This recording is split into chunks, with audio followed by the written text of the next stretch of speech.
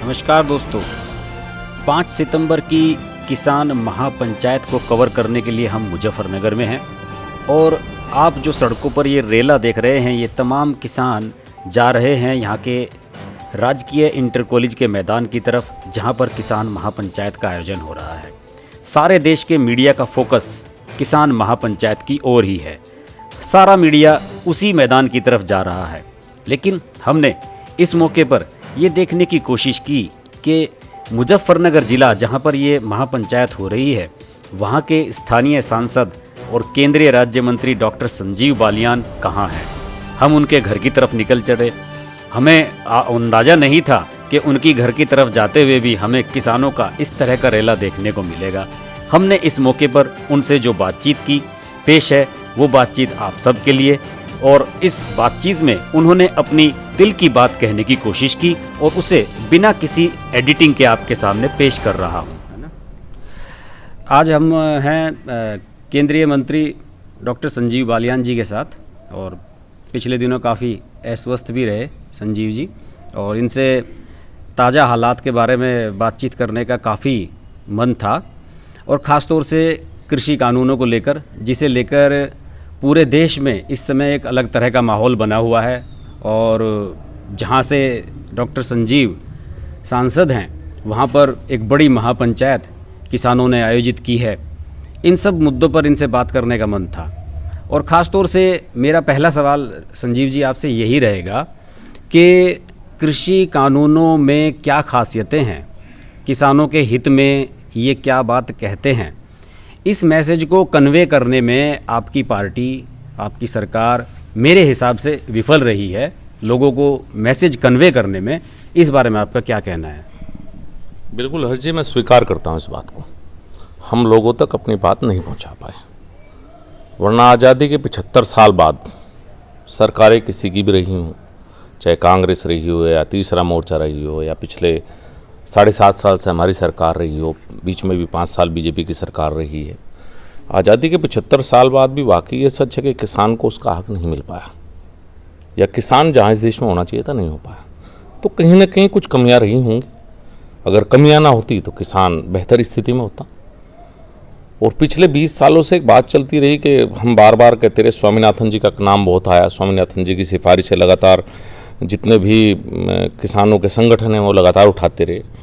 उसमें भी सिफारिशें थी कुछ सुधार की। उससे पहले भी कई समितियां अलग अलग बनी, हुड्डा साहब की अध्यक्षता में भी एक कमेटी बनी थी, या उससे पहले 2000 से एक समितियों का दौर चला, और सब ने कहा कि सुधार होना चाहिए, मंडी सिस्टम में सुधार होना चाहिए।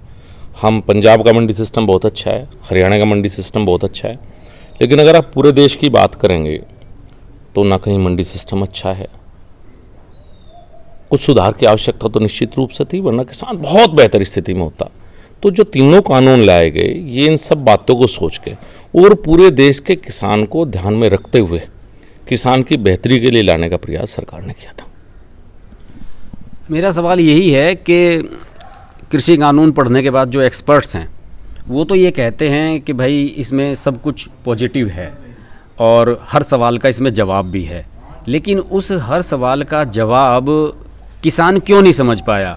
उन्हें वो क्यों, उन तक आप उन्हें ये इसकी कॉपी आप इसकी छपवा कर उसके घर तक क्यों नहीं पहुँचे? उन्हें आपने बैठ के सिखाया क्यों नहीं? क्या ये कमी आप महसूस करते हैं कि नहीं? देखिए, मैं तो अपनी कमी तो स्वीकार करूँगा ही। हमें पढ़ने की आदत कम होती है देश में, और जो अगर आप बॉर्डर पर जाएंगे, जो लोग किसान आंदोलन में है अपने लोग ही, वो उनमें से भी शायद किसी ने कानून कभी नहीं पढ़ा होगा। मोटे तौर पर समझाने का जब प्रयास है, देश परसेप्शन पर चलता है। यहाँ किसान एक ऐसा है कि जिसको हमेशा बहकाया जाता रहा, और किसान को सबसे बड़ी बात है कि किसान की ज़मीन ली जाएगी, ये कह दो बस, बात ख़त्म। कोई क्लोज, कोई बात कहीं कोई देखने की बात नहीं। हमारे अगर आप उत्तर प्रदेश के उसमें देखेंगे तो मंडी कानून का मुझे कभी कोई महत्व ज़्यादा नहीं लगा। मंडी के नाम पे सिर्फ हमारे यहाँ तो गुड़ मंडियाँ हैं। हमारे पूरे उत्तर प्रदेश में आप देखेंगे तो कहीं मंडी सिस्टम पंजाब और हरियाणा की तरह नहीं है, और ना खरीद का सिस्टम है। पंजाब हरियाणा में अगर खरीद होती रही तो आड़तियों के द्वारा खरीद होती रही। हमारे उत्तर प्रदेश में अगर गेहूं और चावल की खरीद भी होती है एमएसपी पे, तो हमेशा कोऑपरेटिव सिस्टम को बीच में रख के की जाती है, और अलग अलग ब्लॉक्स में या अलग अलग गाँव में खरीद की जाती रही।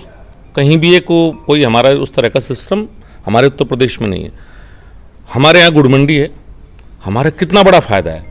बहुत छोटा किसान, या हमारे यहाँ कश्यप समाज है जो कोल्हू चलाता है, मेरे यहाँ करीब 700 कोल्हू हैं मुजफ्फरनगर में। अगर आप देखेंगे इन 700 कोल्हू में मुझे मंडी टैक्स देना पड़ता था आगे, मुझे रिश्वत देनी पड़ती थी सब बॉर्डर पे।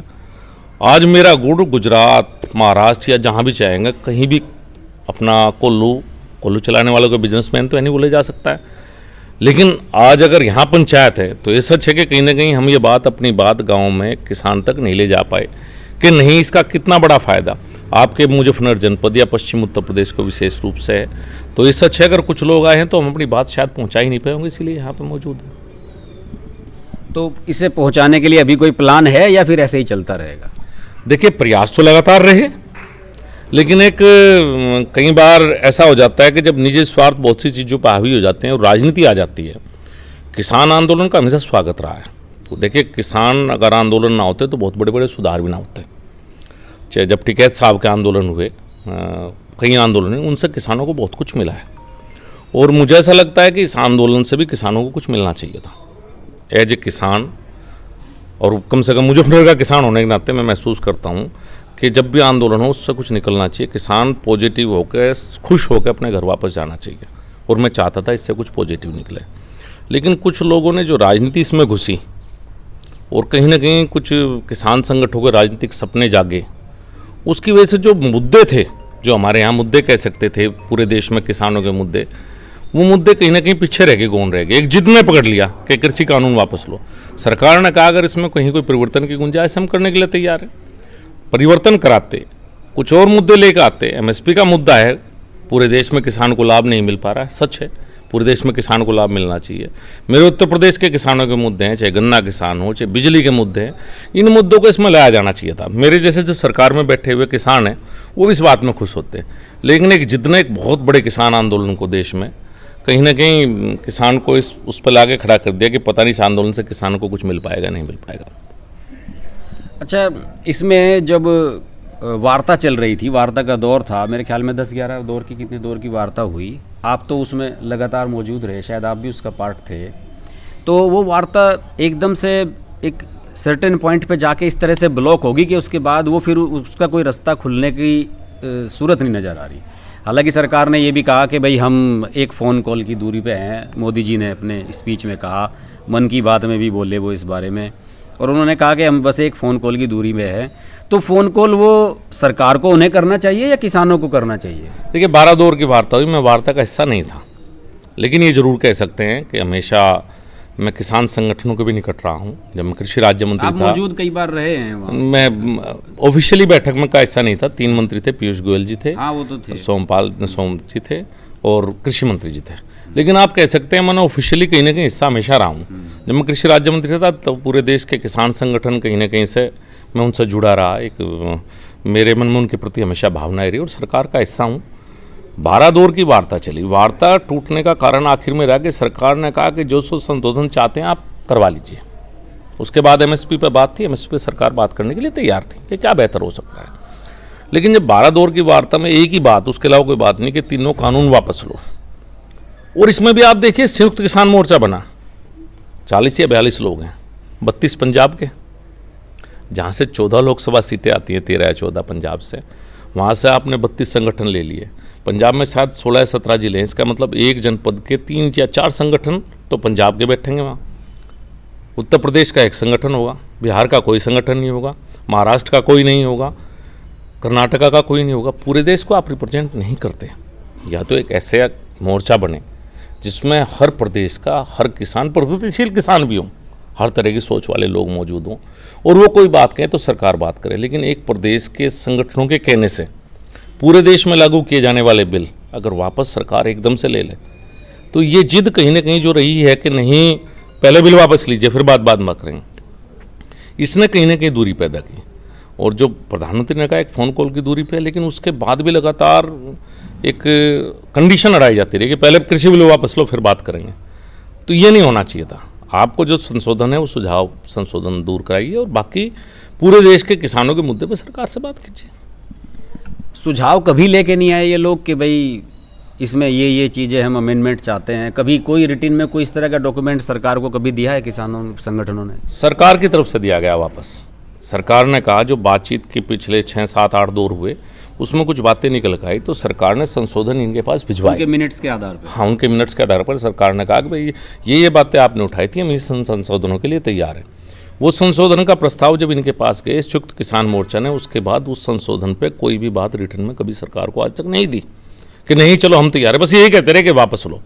जब हम हर बात मानने के लिए तैयार हैं, अगर उसमें किसान के हित के खिलाफ छोटी सी भी बात है उससे सरकार बदलने के लिए तैयार है, तो आप एक बात पर जिद पर क्यों रहे कि सिविल वापस लो? इनमें बहुत सी बातें अच्छी भी हैं, आप किसान का क्यों नुकसान करना चाहते हैं जो अच्छी बातें खत्म करवाना चाहते हैं? कोई 5 ऐसी बातें आपके हिसाब से जो सबसे बेहतर हैं, जिन्हें आप मानते हैं, जो बिल्कुल ऐसी की ऐसी इसी स्थिति में लागू होनी चाहिए? कोई 5 ऐसी चीज़। देखिए, अगर मैंने सबसे पहले आपको अपना उदाहरण बताया मंडी का, किसान कहीं भी अपना उत्पाद बेचे, ये मांग कोई आज की नहीं है। चौधरी महेंद्र सिंह टिकैत के हर मेमोरेंडम में और ये बात उठका आई है, और जो चौधरी टिकैत साहब के ऊपर अशोक बालियान जी ने पुस्तक लिखी, अगर आप उसमें पढ़ेंगे या उनके बहुत से वो सुनेंगे तो उनके द्वारा हमेशा ये बात बताई गई है कि किसान कहीं भी अपना उत्पाद बेच सके। ये सबसे बड़ी मांग इसमें किसान की ये पूरी हुई। हम मंडी टैक्स क्यों दें? सरकार चाहती है कि किसान के ऊपर कोई टैक्स ना लगे, किसान हो या उपभोक्ता। हम मंडी टैक्स से हमें छूट मिल रही है, इससे हम मंडी टैक्स से छूट मिल रही है, हम कहीं भी अपना उत्पाद बेच सकते हैं। कॉन्ट्रैक्ट फार्मिंग की बात अगर करेंगे तो इतना भ्रम, ये कॉन्ट्रैक्ट शब्द मुझे लगता है गलत है कहीं ना कहीं। हम तो कॉन्ट्रैक्ट फार्मिंग बरसों से करते आए हैं। मैं गन्ने का किसान हूँ, मेरा कॉन्ट्रैक्ट होता है शुगर मिल के साथ। कॉन्ट्रैक्ट फार्मिंग में कहीं ये क्लोज नहीं है कि आपकी ज़मीन पे कोई कब्जा कर लगा, आपकी ज़मीन पे कोई ऋण ले लगा, कुछ भी नहीं है दोस्त। इतना बड़ा भ्रम, इतना बड़ा झूठ अगर फैलाया जाएगा और वो झूठ कुछ लोगों में चल जाएगा, ये भी बड़ी दुखद बात है। तो कहीं ना कहीं कॉन्ट्रैक्ट फार्मिंग से, अगर जब मैं गन्ने में कामयाब हूँ, बहुत सी ऐसी फसलें, अभी मेरे यहाँ इथेनॉल का प्लांट लग रहा है यहाँ पर मीरापुर के पास, वो इथेनॉल बनाएंगे मक्का से। बिना कॉन्ट्रैक्ट फार्मिंग वो कैसे इथेनॉल बनाएंगे? ये किसान को ही तो फ़ायदा है कॉन्ट्रैक्ट फार्मिंग का कहीं ना कहीं। एसेंशियल कमोडिटी एक्ट में अगर परिवर्तन हुआ है, मेरे एक दोस्त रूस से आए, वो रूस को पोटैटो एक्सपोर्ट करना चाहते थे। मैंने उन्हें कहा भाई मेरठ में मंडी है, आप आलू की देखिए, फिरोजाबाद में है, कन्नौज में है, वो हर मंडी में जाए, हर मंडी में अपना रजिस्ट्रेशन कराएंगे, हर डिस्ट्रिक्ट में अलग रजिस्ट्रेशन होगा। फिर उस आलू को किसान से सीधा नहीं खरीद सकते, मंडी के द्वारा खरीदेंगे। तो कहीं ना कहीं एसेंशियल कमोडिटी एक्ट में एक प्रावधान आया कि आप अगर प्रोसेसिंग करना चाहते हैं तो प्रोसेसिंग के लिए आपको छूट मिलेंगी, दलहन तिलहन या हर चीज़ पे। अगर आपको छूट ही नहीं मिलेंगी तो आप इंडस्ट्री कैसे लगाएंगे? एग्रीकल्चर का जो इंफ्रास्ट्रक्चर था वो देश में कभी तैयार ही नहीं हो पाया। अब 1 लाख करोड़ का एक पैकेज दिया है कोविड के दौरान, तो एग्रीकल्चर इंफ्रास्ट्रक्चर जब तक नहीं होगा, जब तक प्राइवेट सेक्टर भी नहीं आएगा सरकार के साथ साथ, सरकार की अपनी एक सीमा है, सरकार ने मंडी बना दी, लेकिन अगर प्राइवेट लोग कम्पीट करने के लिए आ रहे हैं, आज हम और आप, एक पहले BSNL का फ़ोन पे हमारी चलती थी, MP की चिट चलती थी, और आज आपका मन आज में आप जियो लेंगे या आप आइडिया लेंगे या आप BSNL भी लेंगे, तो इससे मुझे लगता है कि आपको तो फ़ायदा ही होगा। जब उपभोक्ता चॉइस बढ़ेगी तो सरकार तो चॉइस बढ़ाना चाहती है, यही सरकार की सोच रही है इस मामले में। तो अभी कृषि कानूनों को लेकर अभी फ़िलहाल एट ए प्रेजेंट स्टेटस क्या है? क्या इसे ये माना जाए कि कुछ स्टेट्स में ये लागू हो चुका है या अभी होल्ड पे है सब चीज़ें? इसमें प्रोसेस क्या है फिलहाल, कहाँ तक पहुँचा है ये? देखिए, सुप्रीम कोर्ट ने इसको होल्ड पर रखा था, 1.5 साल के लिए कहा था, सब बातें थी मेरी समझ में। आज तक मैं खुद कह रहा हूँ, मैं समझ नहीं पाया कि इतना सब कुछ होते हुए जब कोर्ट बीच में आई, बहुत अच्छा रवैया कोर्ट का था, बहुत अच्छा रवैया सरकार का था, लेकिन ये शायद जो किसान संगठन बताया ना कि स्टेट स्पेसिफिक हुए और बाकी लोग शायद इनके दबाव में आए। अगर 42 में से 32 या 34 लोग एक सोच के होंगे कि हमें तो एक काम करवा के जाना है, तो बचे हुए 5-6 लोग, चाहे वो हमारे भारतीय किसान यूनियन हों या कुछ हरियाणा के हों या दर्शन पाल जी शायद मध्य प्रदेश से एकमात्र हैं वो हों, मुझे लगता है लोग कहीं ना कहीं पंजाब वालों के दबाव में आए, मुझे ऐसा लगता है। ये बात को, चूँकि जब हम अनऑफिशियली इनसे लोगों से कहीं से बातें करते थे तो बहुत से लोग इस सोच के थे कि नहीं, कुछ बेहतर निकाल के ले जाना चाहिए, लेकिन मुझे लगता है कि पंजाब के दबाव में और पंजाब के राजनीतिक कारण थे वहाँ कांग्रेस की सरकार थी, शुरू से अमरिंदर सिंह चाहते थे कि इस तरह का एक माहौल पैदा हो भारतीय जनता पार्टी के खिलाफ या उसके खिलाफ, और उसको कौम, नस्ल और पता नहीं किस किस बात का एक वो दिया गया, इस तरह से दिया गया, और इसको आंदोलन को, एक जो आंदोलन बहुत बड़ा रूप ले सकता था, पूरा देश जुड़ सकता, सब जाति या सब धर्म जुड़ सकते थे, उस आंदोलन को एक स्टेट स्पेसिफिक बना दिया गया। नहीं, स्टेट स्पेसिफिक फिलहाल तो नहीं कह सकते, अभी तो सबसे मेन फ्रंट पे तो आपके क्षेत्र के ही किसान इसमें आ गए हैं। तो आपको क्या लग रहा है, आपको तो ये भी लगना चाहिए कि चलिए हमारे क्षेत्र के किसानों के हाथ में तो कमान है, आप इससे डिसअपॉइंट क्यों हैं कि पंजाब वालों के हाथ में थी? नहीं, मैं तो देखिए बिल्कुल आपकी बात से सहमत हूँ। पश्चिम उत्तर प्रदेश तो आंदोलन की भूमि रही है, और मुजफ्फरनगर विशेष रूप से हमेशा कोई भी आंदोलन रहा, हमने हर चीज़ में आगे बढ़ चढ़ के काम किया। लेकिन हमारी समस्या उनकी समस्याओं में अंतर है दोस्त। हम तो गन्ना बैठ गए हैं, मुझे खुशी होती है अगर गन्ने की बात ज़्यादा होती। मैं भी तो किसान हूँ, मुझे भी जवाब देना है, और मैं भी चाहता था कि किसानों का दबाव सरकार के ऊपर पड़े, सरकार का हिस्सा होते हुए भी, और सरकार गन्ने के रेट बढ़ाए। हम बिजली के मुद्दे पर बात कर सकते थे। मेरी समस्या बिल्कुल अलग है। मेरी समस्या है पंजाब से एज ए किसान, पश्चिम उत्तर प्रदेश और पंजाब की समस्या का कहीं कोई मेल नहीं है आपस में। गन्ने का मुद्दा आपने छेड़ दिया। गन्ने का रेट तो यूपी में आप 4 साल से नहीं बढ़वा पाए। हाँ, ये सच है जी, और स्वीकार कर लेना चाहिए। हर साल मुख्यमंत्री से मिलना रहा, और कभी कोई ऐसी सार्वजनिक सभा पश्चिम उत्तर प्रदेश में आप नहीं बता पाएंगे कि जहां मुख्यमंत्री मौजूद हो और जहां मैंने ना कहा हो सार्वजनिक रूप से कि गन्ने के रेट बढ़ने चाहिए। पहली बार मुझे उम्मीद है कि इस बार मुख्यमंत्री ने हाँ की है। मैं पिछले दिनों बार तो चुनाव आ रहे हैं, तो अब की बार तो कोई बच्चा भी बता देगा कि अब की बार बढ़ेगा। बात चलो चुनाव से ही हो, किसान के तो बढ़ेंगे। देखिए अल्टीमेटली बात यह है कि किसान को अच्छे मूल्य मिले और किसान का बढ़े, चाहे वो चुनाव की वजह से बढ़ लो, चलो मान लेते हैं, आपकी बात से मैं सहमत होता हूँ, और चुनाव की वजह से बढ़े, लेकिन बढ़ तो जाएंगे कम से कम। और किसान की जो पुरानी 3 साल की है, मुझे लगा इतना अच्छा बढ़ाया जाएगा इस बार कि 3 साल की जो कमी है वो दूर हो जाएगी। क्या एक्सपेक्ट कर रहे हैं आप, कितना बढ़ेगा? देखिए मैं तो एक्सपेक्ट करता हूँ 360 पंजाब ने दिया, मैं तो उससे ऊपर ही एक्सपेक्ट करता हूँ। मैं नहीं चाहता कि 360 से नीचे हूँ। 400 कहना मेरे लिए उचित नहीं रहेगा, मैं सरकार का हिस्सा हूँ, लेकिन मैं चाहता हूँ कि हम पंजाब के रेट और हरियाणा के रेट से नीचे न रहे, उनके बराबर हमें मूल्य मिलना चाहिए गन्ने का। अभी 3 दिन पहले एक बड़ी जोरदार एक रूमर उड़ी, और रूमर ये थी कि गन्ने का रेट डिक्लेयर किया जा रहा है, और बताया जा रहा था कि इसमें कोई कैबिनेट की यूपी की मीटिंग भी होने वाली है कि गन्ने को डिसाइड कर लें उसके रेट को। लेकिन मैं अगले दिन देखता हूँ कि आपके परम मित्र जो गन्ना मंत्री हैं सुरेश राणा जी, वो प्रेस कॉन्फ्रेंस करने के लिए आए लखनऊ में, और उन्होंने हमने इतना पेमेंट कराया है ये कहा और चले गए। सब लोग, किसान भी बड़े डिसअपॉइंट हुए।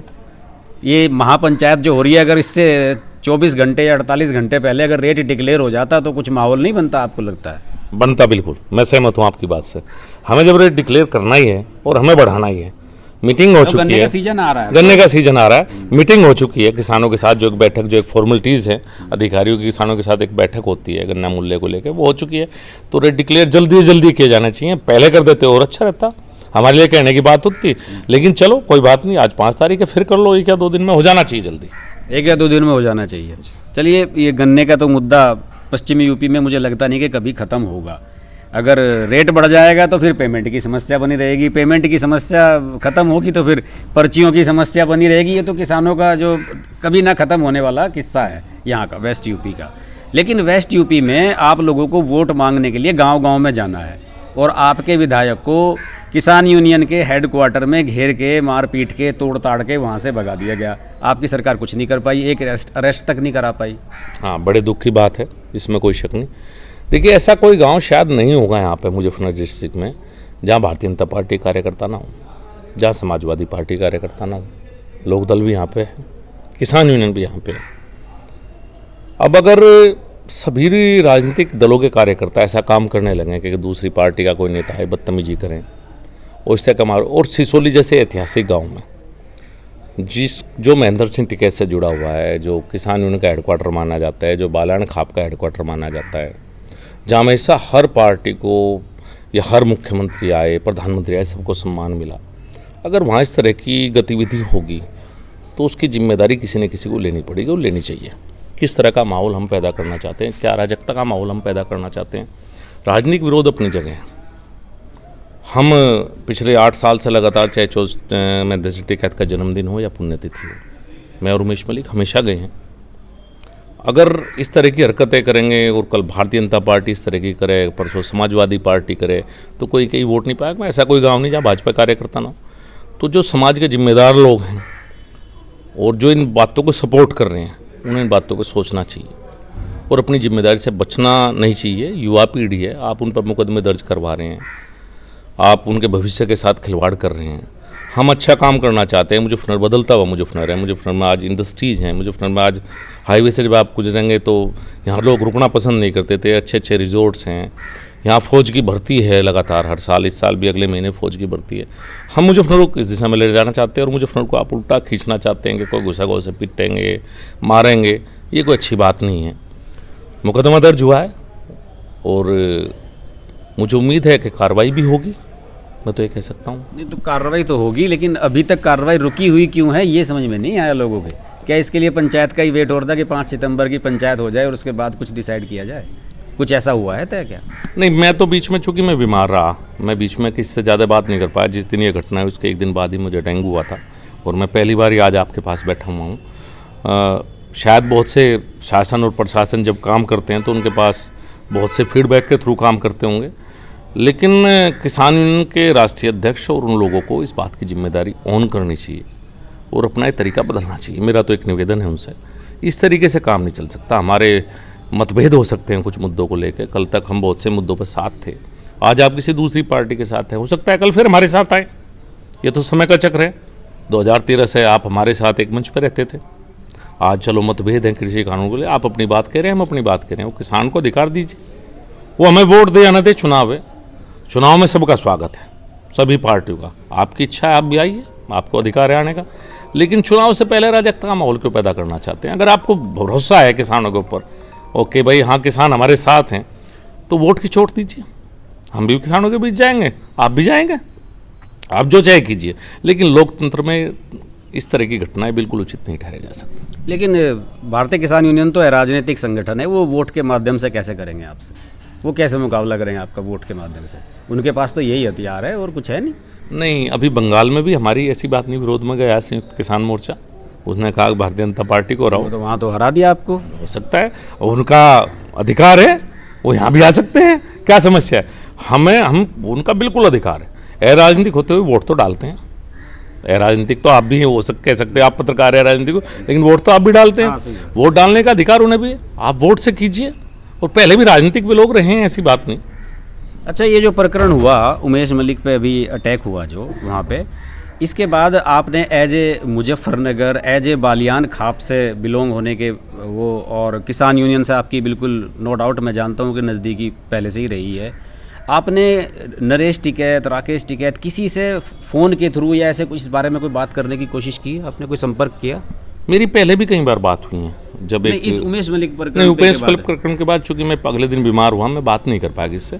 लेकिन उससे पहले सोरम प्रकरण जब हुआ था, या एक दो जगह और इस तरह की बात हुई, तो मेरी, जब आप गए थे सोरम में बहसबाजी, मेरी उस समय चौधरी नरेश टिकैत से भी बात हुई, मेरी चौधरी राकेश टिकैत से भी मैंने बात की थी, मैंने उन्हें भी समझाने का प्रयास किया था, और मेरी बात से जब मैंने बात की तो सहमत थे व्यक्तिगत रूप से कि भाई इस तरह का माहौल नहीं होना चाहिए, हमें आपस में इस तरह से नहीं लड़ना चाहिए। हम सब लोग एक ही क्षेत्र से हैं, एक ही गांव से हैं, राजनीति अपनी जगह है, वो राजनीति चलती रहेगी, लेकिन एक आपस में मारपीट, चूंकि गांव में ऐसा डिवीजन हो जाएगा, ये तो पहले भी इस तरह की दुश्मनी की भूमि रही है मुजफ्फरनगर, बड़ी मुश्किल से माहौल गांव के शांत हुए है। पंचायत चुनाव में 10-10 मर्डर हो जाते हैं, लेकिन अब शांति है। अगर आप पिछले कुछ सालों से देखेंगे तो मुजफ्फरनगर बहुत शांत है, आपसी दुश्मनी की घटनाएं भी नहीं। तो इस बात से राकेश टिकैत भी सहमत थे कि हाँ इस तरह की घटनाएं दोबारा गाँव में दुश्मनियों को जन्म देगी, एक गुट भाजपा का हो जाएगा, गुट किसान यूनियन लोक दल का हो जाएगा। व्यक्तिगत बातचीत में वे सहमत थे इस बात से, लेकिन मुझे कई बार ऐसा लगता है कि चौधरी नरेश टिकैत खाप चौधरी भी हैं, वो किसान यूनियन के राष्ट्रीय अध्यक्ष भी हैं,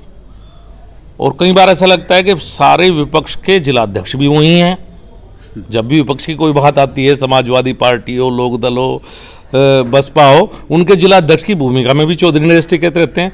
तो वे कई बार 3 भूमिका में रहने में गड़बड़ हो जाती है उनकी भूमिका। खाप चौधरी के नाते तो उनकी भूमिका है कि उस खाप में जायज़ बात कहना, उनकी खाप में अगर किसी दूसरे विधायक का अपमान हुआ है, चूँकि उनके पड़ोस की गठवाड़ा खाप से ताल्लुक़ रखता है, तो उनके लिए चिंता की बात है। इसकी जिम्मेदारी नरेश टिकैत जी इस जिम्मेदारी से बच नहीं सकते।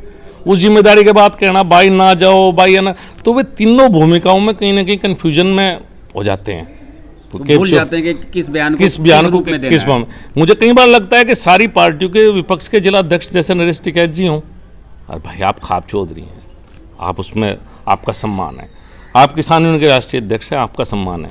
लेकिन जब आप सारी पार्टियों के मुजफ्फरनगर के जिला अध्यक्ष हो जाएंगे, विपक्षी पार्टियों के, उसके बाद फिर आप भूल जाएंगे, भाषण देते थे आप खाप चौधरी की भूमिका में आ जाएंगे, तो भूमिकाएं उनकी गड़बड़ हो रही हैं। मैंने राकेश टिकैत जी से निवेदन किया था, वो मेरी बात से सहमत थे, सहमत नरेश टिकैत जी भी थे। जब व्यक्तिगत बातचीत होती हैं तो बहुत अच्छी बातें करते हैं, समाज को जोड़ने की बात करेंगे, सारी अच्छी बात करेंगे, लेकिन कई बार पता नहीं या तो कुछ सलाहकारों की समस्या है या किसकी समस्या है, मैं नहीं समझ पाया। लेकिन मुजफ्फरनगर को हम बड़ी मुश्किल से एक अच्छाई पर लेकर आए हैं। मुजफ्फरनगर की इमेज बदली है, तो मैं नहीं चाहता कि मुजफ्फरनगर में दोबारा विवाद पैदा हों, गाँव में ऐसी घटनाएँ हों। मैं एज ए सांसद मैं बिल्कुल नहीं चाहता बात। उन्होंने तो ये भी कह दिया था उमेश मलिक के अटैक के बाद, जब रिपोर्ट वगैरह हुई, कि हम किसी को नहीं घुसने देंगे, आपको भी नहीं घुसने देंगे। ये भी मैंने पढ़ा कहीं। मैं यही तो कह रहा हूँ कि सिसोली मेरा गांव है, मैं तो रोज़ जाऊँगा, मैं पहले भी गया हूँ, मैं आगे भी जाऊँगा। उन्हें ऐसी बात कहनी नहीं चाहिए जो ना हो पाए। क्या वो झगड़ा कराना चाहते हैं बात कह के? फिर भी बात, अगर वो जिम्मेदार हैं समाज के, अगर समाज ने उनको खाप चौधरी बनाया, कोई राजा तो है नहीं साहब, समाज के द्वारा बनाए हुए खाप चौधरी, राजशाही तो इस देश में है नहीं कि मैं आज ये कह दूँ कि ये होगा। राजशाही नहीं है, वो खाप चौधरी हैं। वो खाप चौधरी होने के बाद जब अगर वही ऐसी बात करेंगे और समाज में तनाव पैदा करेंगे, काम समाज में तनाव घटाना है, समाज में तनाव बढ़ाना नहीं। मैं उनको उनकी जिम्मेदारी याद दिलाना चाहता हूँ। मैं भी उसी खाप का हूँ, मैं भी उसी खून का हिस्सा हूँ। वे ऐसी कोई बातें ना कहें जिससे इस तरह से गाँव में तनाव पैदा हो। वो हो, हम सांसद हैं, उनका आशीर्वाद पहले रहा है, उनकी इच्छा आगे आशीर्वाद दें। हम तो आगे भी वोट मांगने उनके पास भी जाएंगे। अब चुनाव आ रहा है, हम तो नरेश टिकैती से वोट मांगेंगे, हम राकेश टिकैती से वोट मांगेंगे। वो उनकी इच्छा है, वोट देना दे, पर कोई ऐसा काम ना करे जिससे समाज में तनाव को बढ़ावा मिले। तो अब कृषि कानूनों को लेकर अब सरकार की तरफ से कोई पहल होगी या अभी ये डेडलॉक बना रहेगा? अभी आप कुछ इसमें क्रैक करने की कुछ कोशिश करेंगे एज ए मुजफ्फरनगर के रिप्रेजेंटेटिव या किसानों से, किसान परिवारों से जुड़े होने के नाते, या अभी यही डेडलॉक आपको लगता है कि बना रहेगा?